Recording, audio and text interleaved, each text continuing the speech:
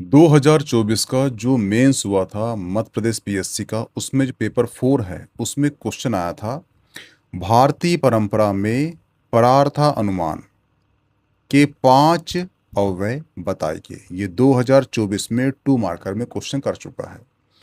और इस क्वेश्चन का संबंध यानी कि जो परार्था अनुमान है इसका संबंध जो है सट दर्शन से है। इसलिए आपको हल्का समझना पड़ेगा कि जो भारतीय दर्शन है ये होता क्या है। तो ध्यान रखना, जो भारतीय दर्शन है उसकी प्रवृत्ति होती है 2 टाइप की। एक है आस्तिक प्रवृत्ति यानी आस्तिक मत, और एक है नास्तिक मत। भारत में आस्तिक और नास्तिक का सिंपल सी भाषा में बताऊं मैं, अर्थ तो होता है जो वेदों को मानता है वो नास्तिक है, जो वेदों को नहीं मानता वो नास्तिक है। ये ध्यान रखना कि भारतीय दर्शन में आस्तिक और नास्तिक का संबंध कहीं से भी ईश्वर से बिल्कुल नहीं है, वो वेदों से है। जो वेदों की सत्ता में विश्वास रखते हैं वो कहलाते हैं आस्तिक दर्शन। जो वेदों को नहीं मानते, जो वेदों की सत्ता को नहीं मानते, वो कहलाते हैं नास्तिक दर्शन। ये ध्यान रखना कि भारत में आस्तिक और नास्तिक का संबंध ईश्वर से बिल्कुल नहीं है। तो ध्यान रखना, भारत में जो है 9 दर्शन हैं। कितने? 9 दर्शन हैं। 9 में से जो 6 दर्शन हैं, 6 हैं आस्तिक, यानी जो 6 दर्शन हैं वो वेदों की सत्ता में विश्वास रखते हैं। और जो 3 दर्शन हैं वो वेदों को नहीं मानते, यानी कि वेदों की सत्ता में विश्वास नहीं रखते। 6 दर्शन जो हैं, जो वेदों को मानते हैं, उन्हें ही कहते हैं सट दर्शन कहते हैं। हुआ क्लियर? जिसमें से एक है सांख्य, योग, न्याय, वैशेषिक, मीमांसा और वेदांत। तो ये हैं वेदों की सत्ता में विश्वास रखते हैं, इसीलिए इनकी संख्या 6 है, इसीलिए इन्हें हम षट दर्शन कहते हैं। हुआ क्लियर? अब बात आती है नास्तिक की। नास्तिक जो हैं वो 3 दर्शन हैं, यानी जो वेदों की सत्ता में विश्वास नहीं रखते, वो 3 दर्शन हैं। एक हैं बौद्ध, दूसरे हैं जैन और तीसरे हैं चारवाक, जो वेदों की सत्ता में विश्वास नहीं रखते।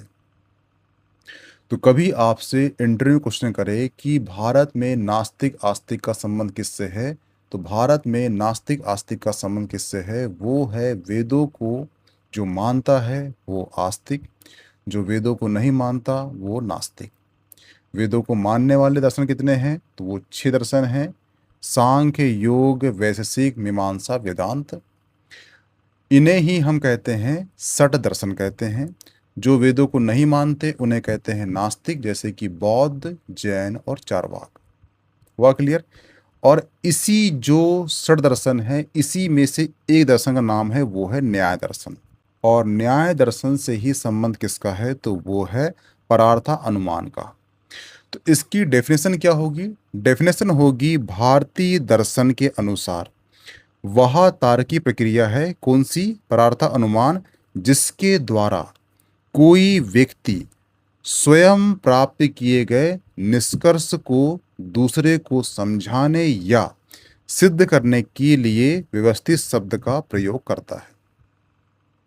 देखना, आपका मेंस का जो सिलेबस है काफ़ी वास्ट है, बहुत बड़ा है, इसलिए आप जितना हो सके शब्द को समझ जाना, उसकी परिभाषा को उसके अकॉर्डिंग लिख देना। आप हर चीज रट नहीं सकते। परार्थ अनुमान यानी कि एक तार्किक प्रक्रिया है जिसका संबंध किससे है? न्याय दर्शन से है, जिसके द्वारा कोई व्यक्ति प्राप्त किए गए निष्कर्षों को दूसरे को समझाने के लिए या सिद्ध करने के लिए व्यवस्थित शब्दों का प्रयोग करता है। शब्द कौन से हैं? तो उनकी संख्या 5 है। और यहाँ क्या बोला है उसने? वो 5 अव्यय को बताना है। तो कौन कौन से अव्यय हैं? तो वो हैं 5। एक है प्रतिज्ञा, दूसरा है हेतु, तीसरा है एग्जाम्पल, चौथा है उपनयन और पांचवा है निगमन। हुआ क्लियर? अब ये क्या है तो ये समझ जाइए, तो आपको लिखने में आसानी जाएगी, क्योंकि ये क्वेश्चन जो है उसने 2 मार्कर में पूछ चुका है। तो सिंपल सी बात ये है कि ये 7 और 10 में पूछ सकता है। 2 मार्कर में क्वेश्चन करता है तो आपको सिंपल से लिखना है एक लाइन की परिभाषा और 5 अव्यय। 5 पॉइंट में बस। लेकिन वहीं पर आपको क्वेश्चन करता है 7 में, तो आपको एग्जाम्पल के साथ इसे समझाना होगा। जैसे कि प्रतिज्ञा क्या है? प्रतिज्ञा का मतलब होता है कि आपको बताना क्या है। बताना ये है कि पर्वत पर आग लगी है। तो दूसरा पॉइंट आता है कि आप कैसे बताओगे कि पर्वत में आग लगी है। पर्वत में आग लगी है तो उसके लिए आप हेतु का यूज करोगे। हेतु का मतलब होता है कि आप बताओगे कारण, कि जहां आग लगती है वहां पर धुआं उठता है। तो ये हो गया हेतु। अब तीसरा बताओगे पॉइंट, वो है एग्जाम्पल यानी कि उदाहरण। उसमें बताओगे आप कि जहां पर भी आग लगती है वहां पर धुआं उठता है, आप देख लीजिए एग्जाम्पल के तौर पर। तो ये हो गया आपका एग्जाम्पल। अब चौथा पॉइंट बताओगे आप समझाने की दृष्टि से कि जहां पर आग लगी है वहां पर धुआं उठता है। तो आप पहाड़ के ऊपर या पर्वत के ऊपर आप देख पा रहे हो वहां पर धुआं दिख रहा है। तो आपने उपनयन को समझा दिया।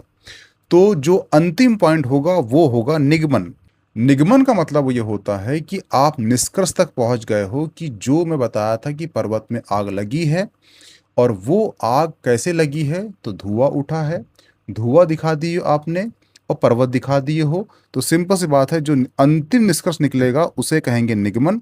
यानी कि आपने समझा दिया है दूसरे व्यक्ति को कि पर्वत में आग लगी है। तो ये होता है परार्था अनुमान।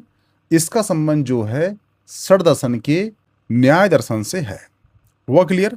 तो ये ध्यान रखना कि आपको 6 दर्शन के जो डीप नॉलेज है ये पता होना चाहिए, क्योंकि आपके सिलेबस में मेंशन है षड दर्शन। तो आपको सांख्य, योग, न्याय, वैशेषिक, मीमांसा, वेदांत, इसके बारे में डीप नॉलेज होना चाहिए। यहां से क्वेश्चन करेगा तो बनना चाहिए, ठीक है। लेकिन ध्यान रखना, अगर परार्था अनुमान आपको पूछता है 7 मार्कर में, तो आपको लिखना है डेफिनेशन, और डेफिनेशन के साथ आपको लिखना है 5 अव्यय, और पांचों पॉइंट को एग्जाम्पल के साथ समझाना है। तो जांचक को समझ जाएगा कि आपको उसके बारे में नॉलेज है और आपको नंबर वो अच्छे देगा। हुआ क्लियर? तो ध्यान रखना, आपका जो मेंस है उसकी दृष्टि से ये सीरीज चल रही है, और इस सीरीज में हम पीवाईक्यू के माध्यम से जितना भी आपका हो सकता है मैक्सिमम सिलेबस वो कवर करेंगे, ताकि आपको मेंस में दिक्कत कम हो, ठीक है। तो ध्यान रखना, परार्था अनुमान को आपको 7 + 10 दोनों में आपको तैयार करना है। हुआ क्लियर? मिलते हैं नेक्स्ट टॉपिक में, ठीक है। इस सीरीज को आप फॉलो करना। Okay, thanks. मिलते हैं नेक्स्ट टॉपिक में।